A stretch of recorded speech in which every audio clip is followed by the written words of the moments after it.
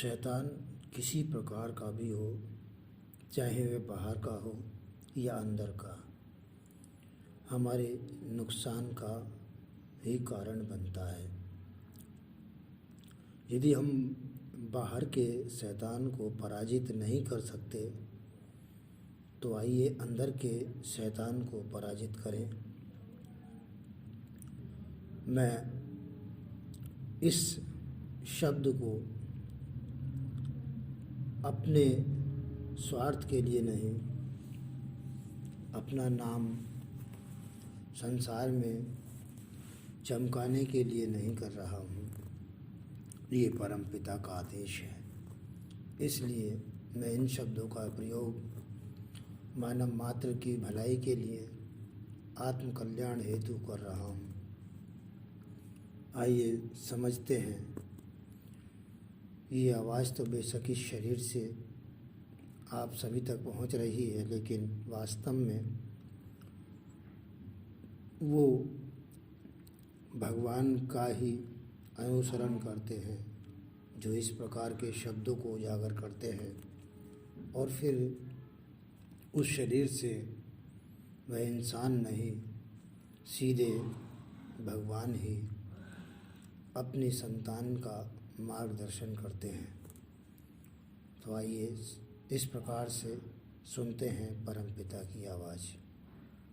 मेरे प्रिय बच्चों, यदि आप बाहर के शैतान को पराजित नहीं कर सकते तो अंदर के शैतान को पराजित करना सीखिए, जिससे आपका ये जीवन और समय दोनों कीमती हो जाते हैं। कोई भी अपने जीवन से परेशान और कोई भी अपने इस मनुष्य शरीर को पाकर दूसरे को परेशान कब करता है? जब होता है ऐसा, जब वह शैतान के हाथों पराजित हो जाता है। इंसान बनता है जब इंसान में भगवान, अल्लाह, खुदा, गॉड, रब अर्थात परमपिता की उपस्थिति होती है। तब शरीर, वो जीव इंसान बनता है। और यदि उसमें शैतानों की, शैतानी शक्तियों की, शैतानी प्रवृत्तियों की उत्पत्ति होती है तो वह इंसान शैतान का रूप धारण कर लेता है और जहाँ खुद परेशान होता है वहीं औरों को भी परेशान करने का कारण बनता है।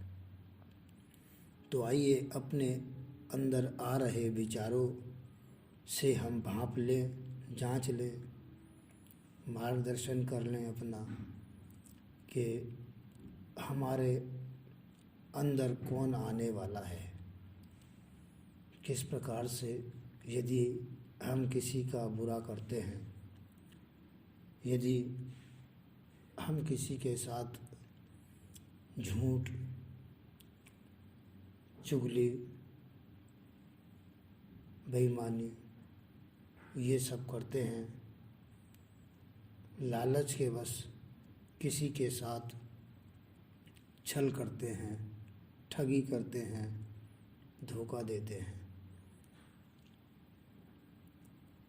तो ये सब शैतान के आने के कारण हैं।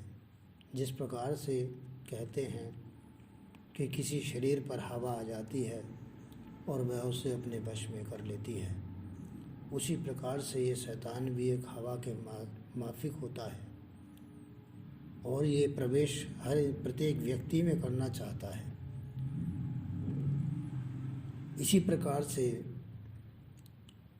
जिनको हम भगवान कहते हैं वो भी मनुष्य शरीर में आना चाहते हैं, लेकिन आज संसार का माहौल ऐसा बना हुआ है कि यहाँ पर वो माहौल नहीं दिखाई देता। उसके पीछे एक बहुत बड़ा कारण है। जिस प्रकार से कोई व्यक्ति किसी गलत माहौल में जाकर फंस जाता है तो उसका वहाँ से निकलना दुर्लभ हो जाता है,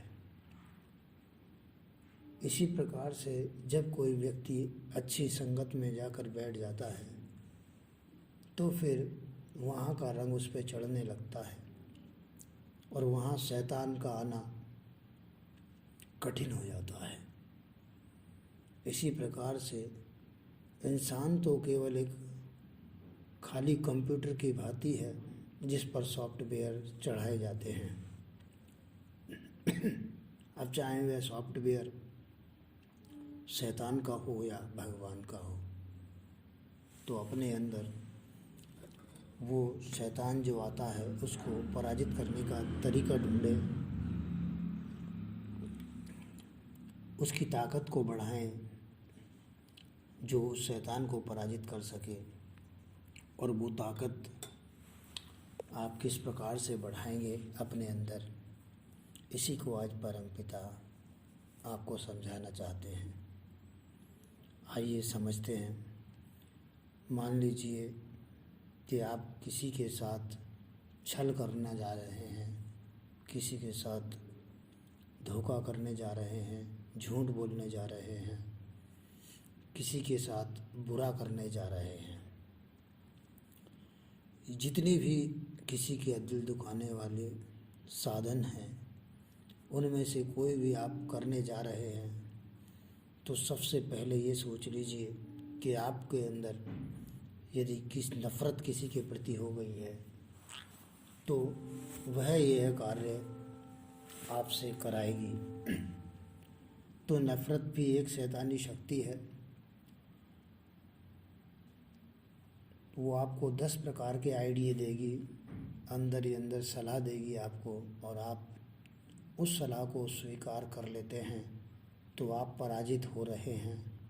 यदि आप उसको समझ रहे हैं और कह रहे हैं कि नफ़रत, मैं तेरी शैतानी शक्ति को देख रहा हूँ तो किस प्रकार से मुझे भ्रमित कर रही है, पराजित करना चाहती है, मगर ध्यान रख मैं तुझसे पराजित नहीं होने वाला। जब आप ये सोचने लगेंगे तो आपके अंदर ईश्वर, अल्लाह, भगवान, परमात्मा, खुदा, गॉड, रब अर्थात परमपिता की उपस्थिति होने लगेगी और वो जो शैतानी शक्ति थी वो बेअसर होने लगेगी, वो पराजित होने लगेगी और एक समय पर आपको छोड़कर चली जाएगी, जिससे आप दूसरों का अहित करने से बचेंगे। साथ ही आप में परमपिता की, मालिक की उपस्थिति दर्ज हो जाएगी। कितना लाभ होगा आपको। आपने किसी के साथ बुरा नहीं किया, आपने उस शैतानी शक्ति को पहचान लिया जो आपसे किसी के लिए बुरा करने पर प्रेरित कर रही थी, उकसा रही थी, आपको पराजित कर रही थी, आपके इस बहुमूल्य जीवन पर कब्जा करके आपके शरीर को अपने प्रकार से उपयोग में करना चाह रही थी। तो इस प्रकार से आप बाहर के शैतान को पराजित नहीं कर सकते और अंदर के शैतान को आप पराजित कर सकते हैं।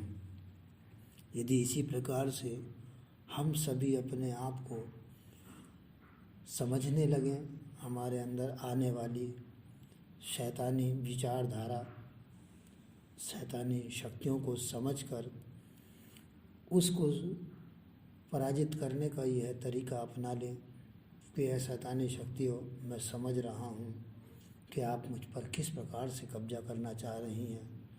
मेरे को तो केवल उससे नफ़रत थी, लेकिन ये क्या, तूने तो उसका बुरा करने के लिए मुझे तरह तरह के रास्ते दिखा दिए कि उसको उसके घर में चोरी कर ले, उसको किसी से पिटवा दे, उसको किसी मार दे, उसका ये नुकसान कर दे। तो किस तरह से तूने मेरा मार्गदर्शन करा, जिससे ये मेरा जीवन नरक बन जाता, साथ ही मैं दूसरों के दिल को दुखाने का कारण बन जाता। आइए, यहाँ तक ही नहीं, यह लालच का भी जन्म देती हैं शैतानी शक्तियाँ। वो किसी भी प्रकार का लालच हो सकता है, तो वहाँ से भी किसी जीव की हत्या का भी हमें आदेश दे सकती हैं। हमारे अंदर यही शैतानी शक्तियाँ भूख लगकर, हमारा स्वाद बनकर हमें पराजित करने के लिए तैयार कर सकती हैं, जिससे हम उस जीव की भी हत्या कर देंगे जो वास्तव में हमारे जीवन के बहुत बड़े दुख का कारण बनेगा। क्योंकि कहते हैं जीव हत्या महापाप है। तो ये सब शैतानी शक्तियाँ हमसे कराती हैं। हम पहले भी बता चुका हूँ कि हम ये मनुष्य शरीर एक ब्लैंक कंप्यूटर के समान है। इस पर जो सॉफ्टवेयर चढ़ा दिया जाएगा वही ये कंप्यूटर बोलेगा। अर्थात शैतानी शक्तियाँ यदि शरीर में प्रवेश किए हैं और हम पर कब्जा किए हैं तो हम वही कार्य करेंगे जो शैतानी शक्तियाँ चाहती हैं, जिससे हमारे इस जीवन का लक्ष्य गुमराह हो जाएगा और हमें अनंत दुखों की ओर इस शरीर को त्याग कर जाना पड़ेगा। हालांकि इस शरीर में भी कर्मों के अनुसार हमें फल मिलते रहेंगे, लेकिन शुरू से और अंत तक हमारे कर्म समाप्त नहीं होते, इसलिए हमारे फल भी समाप्त नहीं होते। इसलिए हमें अगले फलों के लिए अगले शरीरों में प्रवेश करना पड़ता है। तो आइए अपने अंदर बजाय नफ़रत के प्रेम को शामिल करें। प्रेम से भी उसी प्रकार की विचारधाराएं उत्पन्न होती हैं जिस प्रकार से नफ़रत से होती हैं।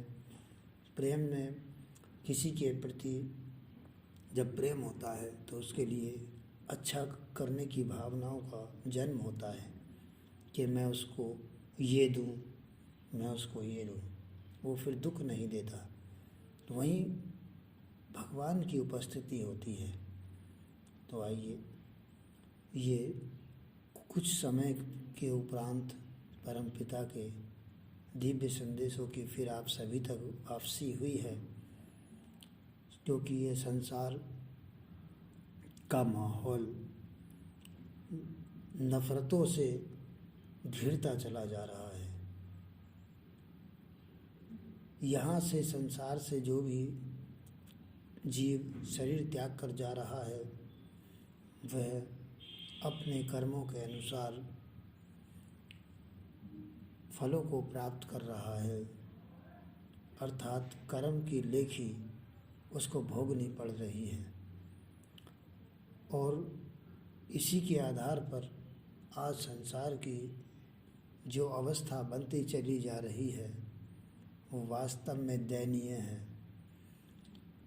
परिवार में जो जीवात्माएं शरीर धारण करके आ रही हैं वो आती तो ब्लैंक हैं, लेकिन यहाँ पर प्रवृत्तियाँ और माहौल देखकर उन पर शैतानी शक्तियाँ सवार हो जाती हैं और वो पराजित होकर अपनी ज़िंदगी एक गुलाम की तरह निर्वाह करते हैं। इसी प्रकार से जब यूं ही होता रहेगा तो यहाँ पर शैतानी शक्तियों का विस्तार हो जाएगा और ये धरती किसी शुद्ध जीव आत्मा से वंचित हो जाएगी और इसी प्रकार से यहाँ पर फिर काल का कब्जा हो जाएगा, जिससे इंसान का जीवन कभी भी अपने लक्ष्य को प्राप्त नहीं कर पाएगा।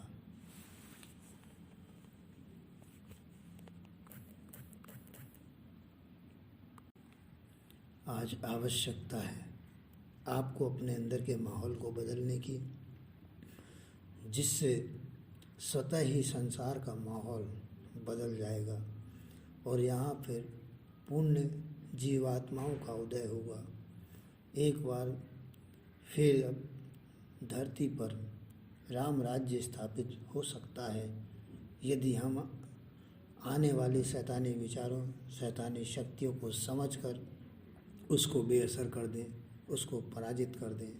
और ऐसा तभी होगा जब हम उस शैतानी शक्ति को समझकर उसको भी समझाएं कि आप हमसे क्या चाहती हैं, हम समझ रहे हैं और हम मजबूर हैं, हम ऐसा नहीं कर सकते।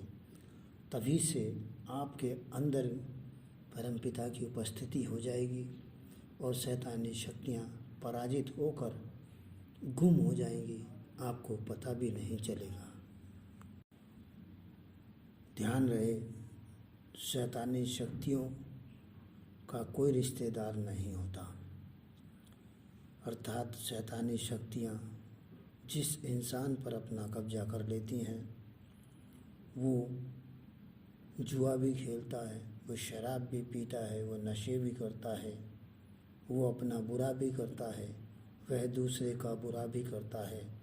वह एक पिता नहीं बन सकता, वह एक पति नहीं बन सकता, वह एक स्त्री नहीं बन सकता, वह एक भाई नहीं बन सकता, अर्थात किसी भी प्रकार का रिश्ता वह उस मर्यादा में रहकर नहीं निभा सकता जो रिश्ते की मर्यादा कहती है।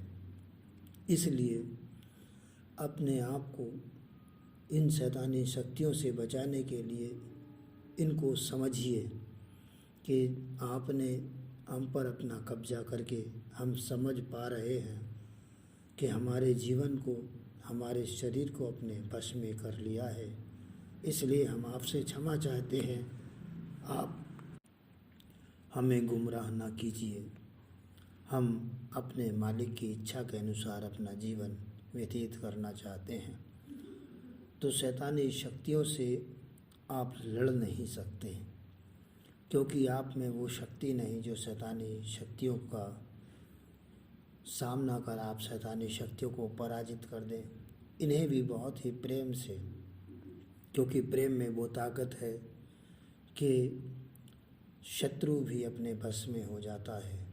इसलिए शैतानी शक्तियों का आप विश्वास जीतें, उनको नफ़रत ना दें, उनको बड़े प्रेम से कहें कि हम आपको जानते हैं और आप अपनी शक्तियों का विस्तार करने के लिए हमारे शरीर का इस्तेमाल करना चाहती हैं, लेकिन हम विवश हैं क्योंकि हम मालिक के मार्ग पर चलना चाहते हैं मालिक की प्राप्ति के लिए। तो आप इन्हें आसानी से पराजित कर सकते हैं क्योंकि ये भी मालिक परम पिता का ही एक अंश है, एक रूप है। इसलिए जहाँ परम पिता की उपस्थिति हो जाती है, परम पिता समझ जाते हैं ये बच्चा इन्हें नहीं मुझे चाहता है, और फिर इन शक्तियों को परम पिता रोक देते हैं आपके अंदर आने से।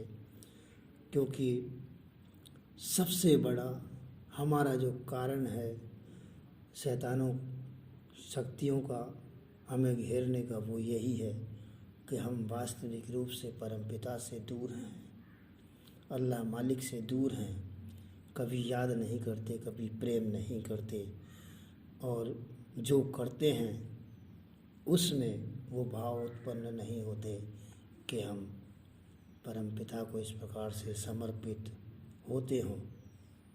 इसलिए आज जो भी बातें बताई गई हैं उन पर विशेष ध्यान दें। यदि ऐसा हो जाता है तो आपके लिए आपका ये जीवन सरल हो जाता है, आपका लक्ष्य सरल हो जाता है, जिसे प्राप्त करना कोई कठिन काम नहीं रह जाता है। मेरे प्रिय बच्चों, मैंने आपको समझाने के लिए न जाने कितने रूप का उपयोग किया है, इसलिए आप मेरे इशारे को समझिए, मेरे निरंतर आने वाले संदेशों को पढ़िए, उनको सुनिए और अपने जीवन में वह लाभ कमाइए जो जीव के कल्याण का कारण बन जाए। आपने ही अपने ऊपर विचार करना है। हम कोई भी कह दे कि कोई हमारा भला कर दे, तो इतना भला तो हो सकता है कि कुछ आवश्यकताओं की पूर्ति तो हो सकती है, लेकिन जीवात्मा के लक्ष्य मोक्ष की पूर्ति कोई नहीं कर सकता। इसलिए आपको स्वयं ही तैयार होना पड़ेगा, स्वयं को ही तैयार करना पड़ेगा।